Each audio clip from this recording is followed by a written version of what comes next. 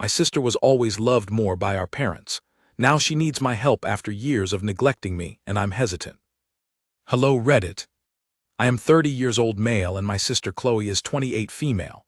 Growing up, it was crystal clear to everyone that Chloe was the favorite child. I mean, it wasn't even subtle. From the moment she was born, it was like she was bathed in golden light while I was just there. Our parents, especially our mother, adored her. And I don't mean just regular parental love. It was like Chloe could do no wrong. If Chloe got a B on a test, it was because the teacher was unfair or the test was too hard. If I got an A-, it was, well, expected of me because I was naturally smart, or so they said. Birthdays. Chloe's were extravagant affairs with pony rides and bouncy castles even when she was practically a teenager. Mine were cake. A nice cake, sure, but still just cake. Christmas. Chloe's pile of presents would tower over mine, and no one ever seemed to notice or think it was odd. It wasn't just gifts either. It was attention, praise, and just general life privileges. Chloe could stay out later, had fewer chores, and was always given the benefit of the doubt in any argument. If we fought, even if she started it, I was always the one who got scolded to be the bigger person. You know, the usual golden child dynamic. I'm sure many of you on Reddit have seen or experienced similar things. Now don't get me wrong, I love my sister, or at least I want to love her. It's just really hard sometimes. Growing up in her shadow, constantly feeling like I was second best, it kind of messes with you. I tried to ignore it for years, to just be the good son, the easy child, the one who didn't cause trouble. It was easier than constantly fighting for attention I knew I wouldn't get. I excelled in school, got a scholarship to a good university, and now I have a stable, well-paying job as a software engineer. I've always been the responsible one, the reliable one. Chloe, on the other hand, has always been different. She bounced from job to job, never really settling on anything. She went to college but dropped out after a year, saying it wasn't for her. Our parents, of course, were disappointed, but always quick to reassure her that she would find her passion, that she was just too creative for the rigid structure of academia. If I had dropped out, I can only imagine the lecture I would have gotten. Chloe has always been very charming and charismatic. People are drawn to her. She's beautiful, funny, and knows how to work a room, but beneath the surface, she's always been kind of a mess. Financially irresponsible, emotionally volatile, and prone to making impulsive decisions. And guess who was always there to pick up the pieces? Yep, yours truly. Ethan, the dependable, always their brother. Over the years, I've bilayed Chloe out more times than I can count. Small things at first, like lending her money when she was short on rent, or helping her move apartments for the 5th time in 3 years. Then it escalated. There was the time she totaled her car and needed help with a down payment for a new one. And the time she racked up a ton of credit card debt and needed a loan to consolidate it. Each time, our parents would express mild concern, but ultimately, it was always framed as Chloe just needing a little help getting back on her feet. And who did they expect to provide that help? Me. It's not that I'm completely heartless. I do care about my sister, but it started to feel like I was enabling her. Like my constant rescuing was just reinforcing her irresponsibility, and it was exhausting, emotionally and financially draining, and frankly, it was starting to breed resentment. Why was I always the one expected to sacrifice? Where was the support for me? Who was going to bail me out when I needed it? Oh right, nobody. Because I was Ethan, the responsible one, I didn't need bailing out. This past year, things have gotten even more complicated. Our parents are getting older, and their health isn't what it used to be. Mom has been having some issues with her back, and Dad's knees are giving him trouble. They live in a big 2-story house that's becoming increasingly difficult for them to manage. The yard work, the house maintenance, even just getting groceries up the stairs is becoming a challenge. So naturally, the conversation turned to what we, their children, could do to help. I immediately offered to come over on weekends to help with yard work and repairs. I suggested we look into getting a cleaning service to come in once a week. I even started researching local senior services that could provide assistance with meals and transportation if needed. I was ready to step up, as always. Chloe's response: a lot of sympathetic noises and concerned facial expressions. She agreed it was a shame about Mom and Dad's health. She said she would definitely try to visit more often. She lives in the same city, a 20-minute drive away. I live 2 hours away, and I was already planning to rearrange my schedule to be there every weekend. Over the next few months, I did exactly that. Every Saturday morning I would drive to my parents' house, mow the lawn, fix whatever was broken, take them grocery shopping, and just generally try to make their lives a little easier. Chloe visited maybe twice. Once for Mother's Day and once for Dad's birthday.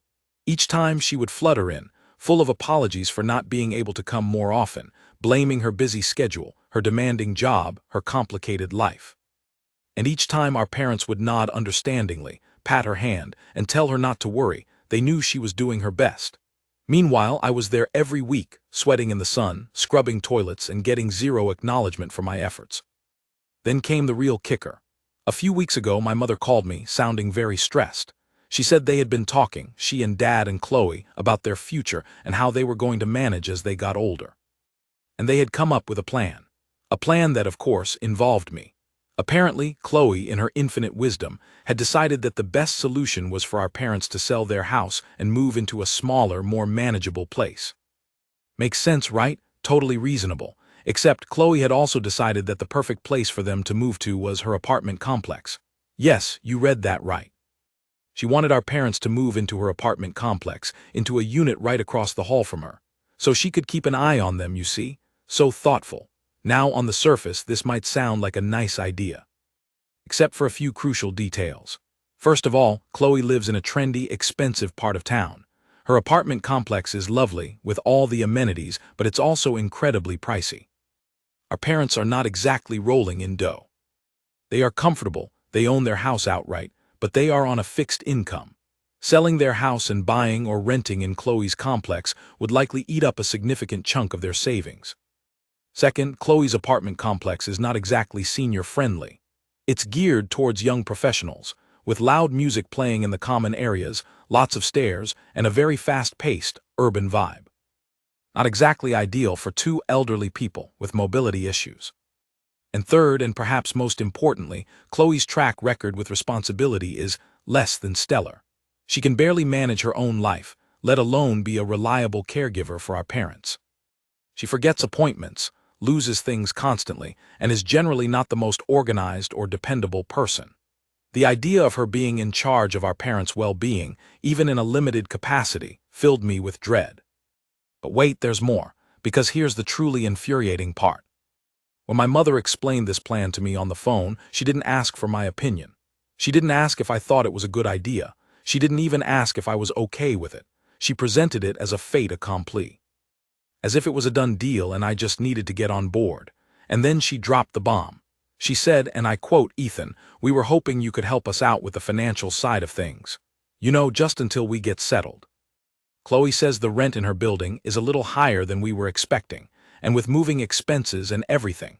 Well, we were hoping you could cover the difference for the first few months. Just until we sell the house and get everything sorted. I almost choked on my own spit. Cover the difference. For a luxury apartment in Chloe's trendy complex, for my parents to move closer to the daughter who can't even be bothered to visit them once a week. While I'm driving 2 hours every weekend to take care of their house and their needs. Are you kidding me? I managed to keep my voice relatively calm, but I could feel my blood pressure rising. I said, "Mom, are you serious? You want me to pay for your rent in Chloe's fancy apartment building? Have you even considered the cost of that? Have you thought about whether that's even a good place for you to live? And what about me? What about all the help I've been giving you already?" My mother sighed, that long-suffering sigh that always makes me feel like I'm the one being unreasonable. She said, "Ethan, don't be like that. Chloe is just trying to help. She's offered to have us move near her so she can look after us. Isn't that what you want, for us to be taken care of, by Chloe? The same Chloe who can't take care of her own plants without killing them. The same Chloe who calls me every other month asking for money." The irony was so thick, you could cut it with a knife. I said, "Mom, with all due respect, Chloe is not capable of taking care of you, and moving into her apartment complex is a terrible idea. It's too expensive, it's not suitable for elderly people, and frankly, it's just Chloe trying to make herself feel better without actually doing anything helpful.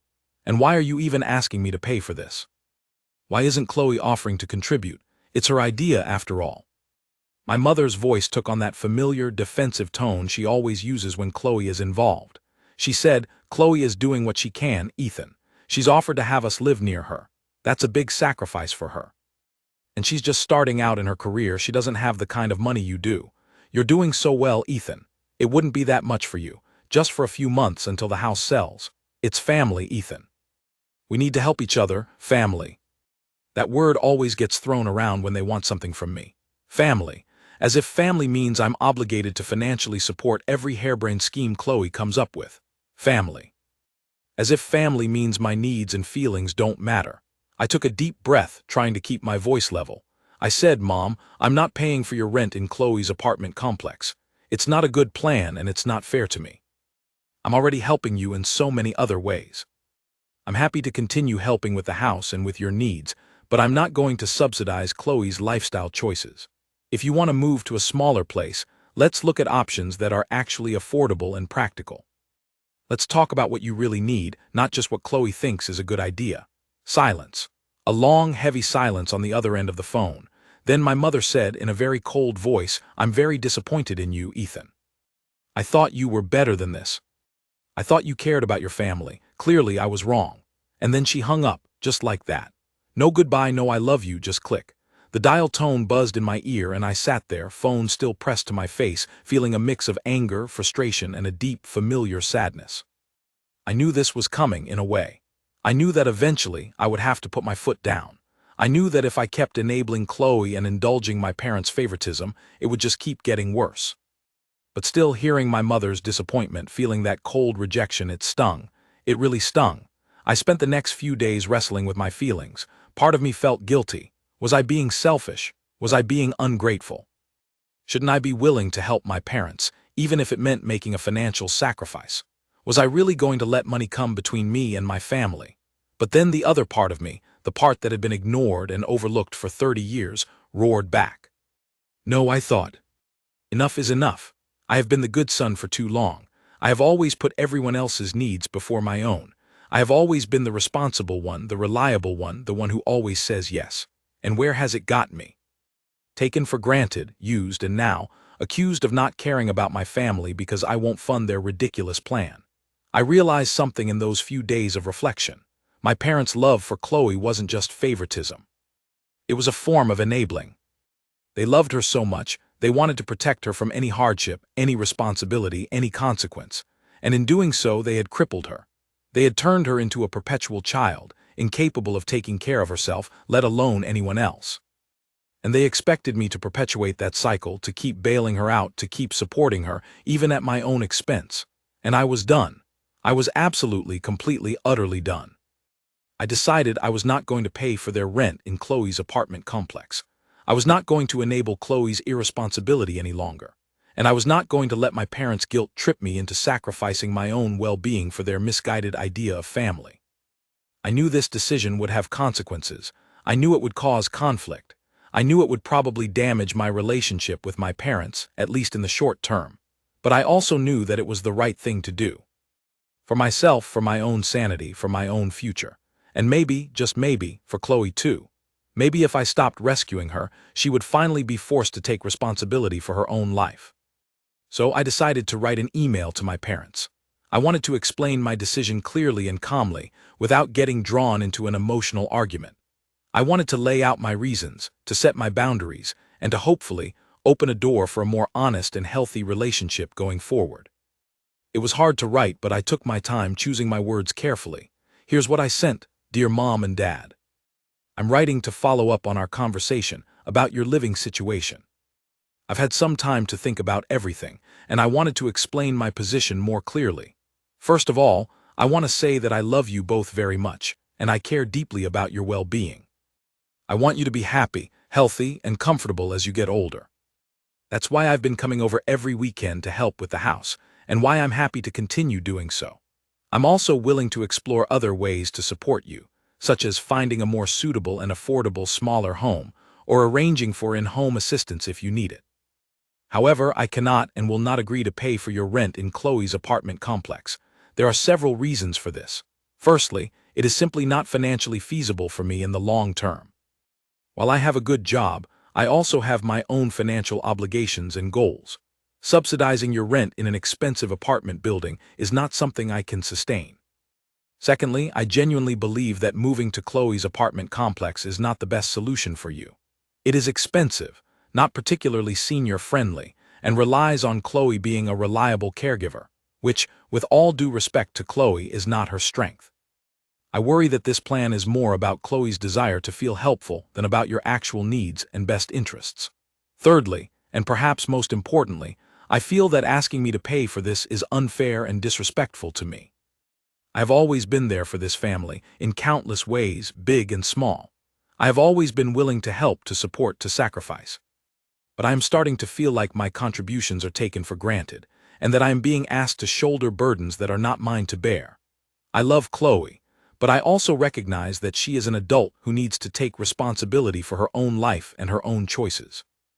I cannot continue to enable her irresponsibility by constantly bailing her out, financially or otherwise.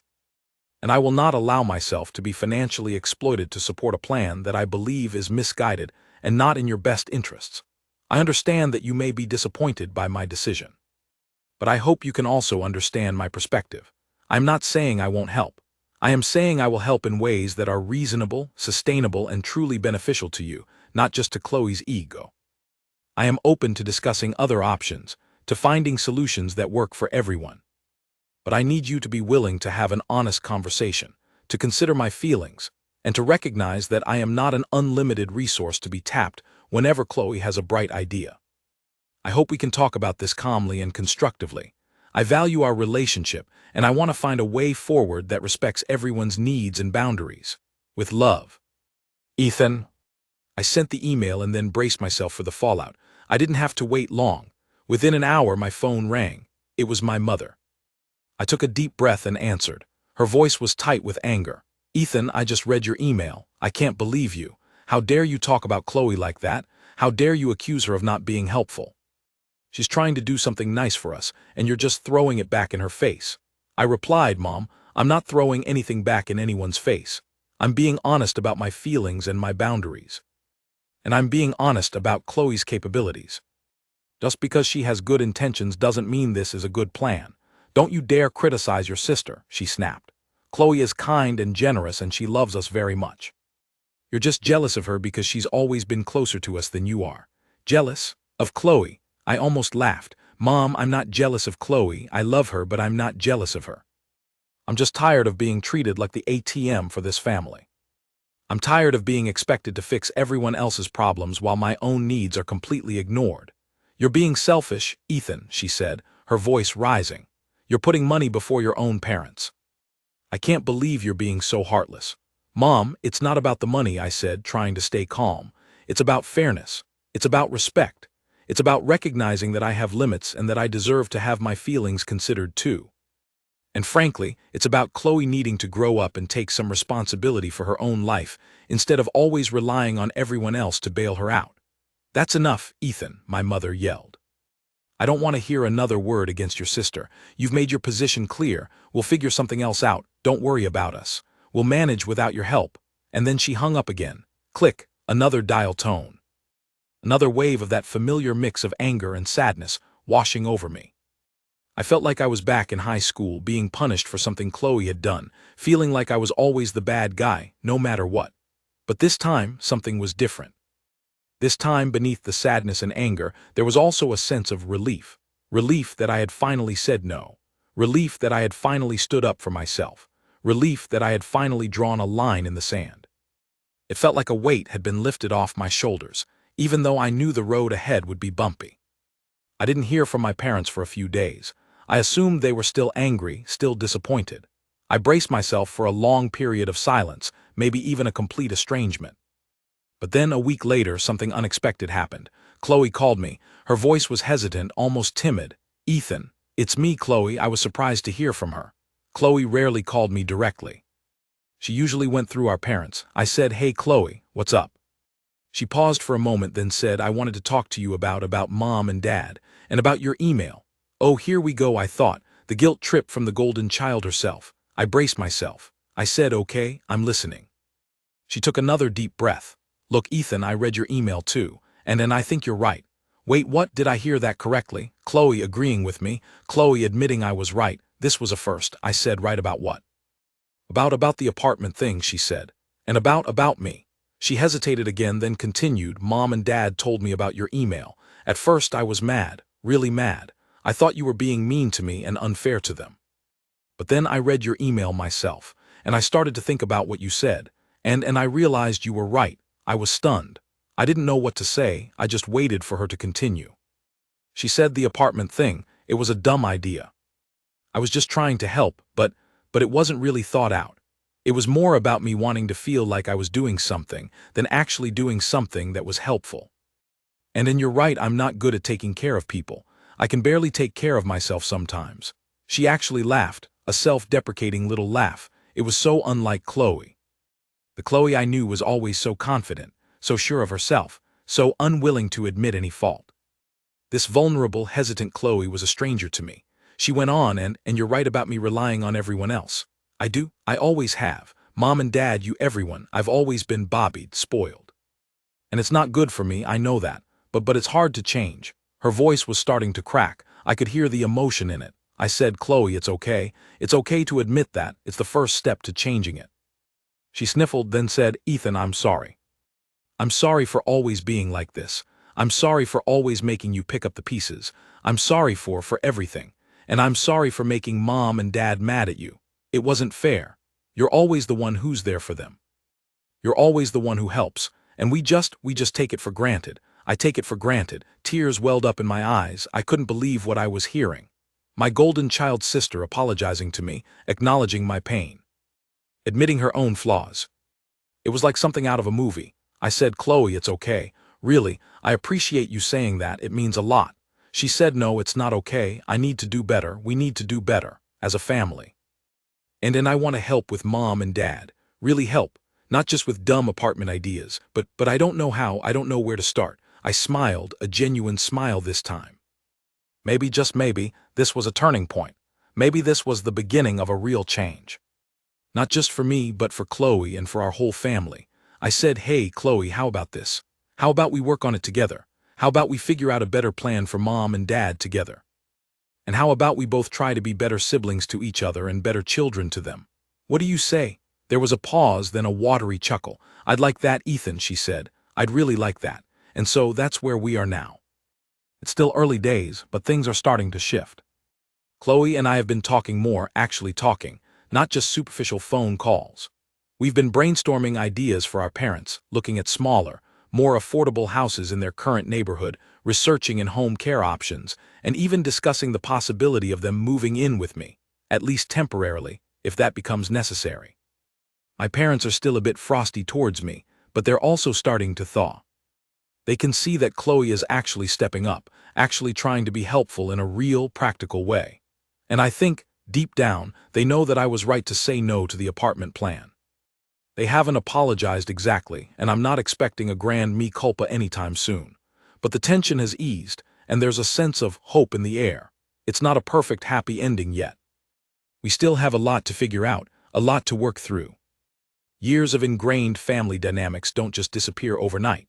But for the first time in a long time, I feel like things are moving in the right direction. For the first time, I feel like I'm not alone in this. For the first time, I feel like maybe, just maybe, we can actually become a real family in the truest sense of the word. Update 1. The response to my original post was incredible. Thank you all so much for your support and advice. It really helped me feel validated in my decision and gave me the courage to stick to my boundaries. I wanted to give a quick update on what's happened since I posted. First of all, Chloe and I have continued to talk and work together on finding solutions for our parents. It's been amazing, honestly. She's been researching options, making phone calls, and actually following through on things. It's like a completely different Chloe. We found a lovely little bungalow in their neighborhood that's perfect for them. Single story, small yard, and much more affordable than Chloe's apartment complex. We want to see it together with our parents last weekend, and they actually really liked it. They're still a bit hesitant about downsizing and leaving their house, but they're seriously considering it. Chloe has also been helping out at their current house. She's been going over a couple of times a week to help with cleaning and errands, and she even organized a group of her friends to come over and help with some yard work. My parents are visibly touched by her efforts, and it's been really heartwarming to see. As for my parents and me, things are definitely improving. My mother called me a few days ago, not to apologize exactly, but to thank me. She said, "Ethan, I want to thank you for being honest with us, and for being so responsible. You were right about the apartment and about Chloe. We've been unfair to you for a long time, and we're sorry. It wasn't a dramatic, tearful confession, but it was genuine, and it meant the world to me. It felt like a real acknowledgement of my feelings and my experiences, something I've been craving for years." My dad also chimed in, saying he was proud of me for standing up for myself, and that he and Mom had realized they needed to treat both of their children fairly. So things are definitely looking up. We're still working on finding the best long-term solution for our parents, and there will probably be more challenges ahead. But for now, I'm feeling incredibly optimistic. My relationship with Chloe is stronger than it's ever been, and my relationship with my parents is healing.